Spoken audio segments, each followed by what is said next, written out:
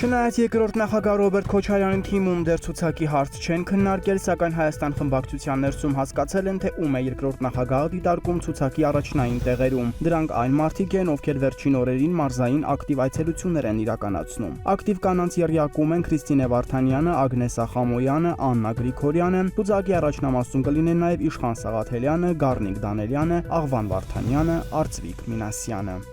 ՔՊ-ի ներկուսակցական ընտրություններից հետո գործող падգամավորներից շատերը խորընկ ճախտի մեջ են հայտնվել, քանի որ քիչ ձայն են ստացել եւ տեղ չեն գտել անգամ падգամավորության տեխնացուների առաջին հարյուրյակում։ Օրինակ ՀԿ-ից ՔՊ անցում կատարած պատմաբան Շիրակ Թորոսյանը 103 ձայն է ստացել։ ՔՊ-ն ճամբարափոխի նստեության արժանի դաս է տվել։ Երեք Թորոսյանը չցանկացավ զրուցել մեզ հետ, անհեթեթ պատճառաբանություններ բերեց, թե միևնույն է ինչ խոսի, մենք մեր ուզածն ենք գրելու։ Ախալքալակցի падգամավորն ակնհայտ դեպրեսիայի մեջ էր եւ չկարողացանք համոզել, որ մեր հարցերին պատասխանի։ Կապանցի падգամավոր Մարինա Ղազարյանն էլ, որ ընդամենը 64 ձայն է ստացել, մոտ 5 րոպե հեռախոսով բացատրում էր, որ չի կարող խոսել։ Դրսում է միջոցառման, թեև այդ ընթացքում կավարտեին հարցուպատասխանը։ Առաջին հարյուրյակից դուրս մնացածների թվում են նաև падգամավորներ Արմենուհի Ղազարյանը, Հրիփսիմե Գրիգորյանը, որն Արարատ Միրզոյանի թիկնապահն է ՔՊ-ում, քանի որ ամուսինը Միրզոյանի աշխատողն է, Էմմա Պալյանը, Միքայել Թումասյանը, Հերիք Տիգրանյանը, որը ի դեպ Արժանահանձնաժողովի նախագահ է, Գագիկ Մելքոնյանը, Էսթեր Այվազյանը, Մարտի 1-ի զոհերից Գոր Քլոյանի քույրը Անուշ Քլոյանը, Տիգրան Պարսիլյանը,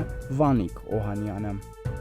Մեր տեղեկություններով իշխանությունները պատրաստվում են մայիսի 28-ին ընտրություններից ընդամենը 10 օր առաջ մեծ շքերթ անցկացնել։ Հայաստանի առաջին հանրապետության հիմնադրման օրը անկախության տոնին անցկացվելիք շքերթը պարզ է, որ PR նպատակներով է իրականացվում։ Չնայած Փաշինյանի իշխանության ժամանակ մենք անկախության կարգավիճակից ահռելի նահանջ ենք գրանցել։ Ակնհայտ է, որ նա հիմա ամեն ինչ անում է, որ հակառակն ապացուցի, եւ այդ շքերթը եւս դրան է ուղղված։ Հանրության լայն շերտերին փորձում են ներշնչել, որ այս իշխանությունը արժևորում է մեր հաղթանակները, Սարդարապատի հերոսամարտը եւ պատրաստ է հանուն հայրենիքի ազատագրական պայքարին։ Շքերթին սկսել է նախապատրաստվել դեռևս դեկտեմբերից։ Պաշտպանության նախարարությանը հրահանգվել է զորամասերի բարետես զինվորներին, նաեւ կին ծառայողների հավաքագրել եւ արդեն սկսել են նույնիսկ շքերթի փորձեր անել։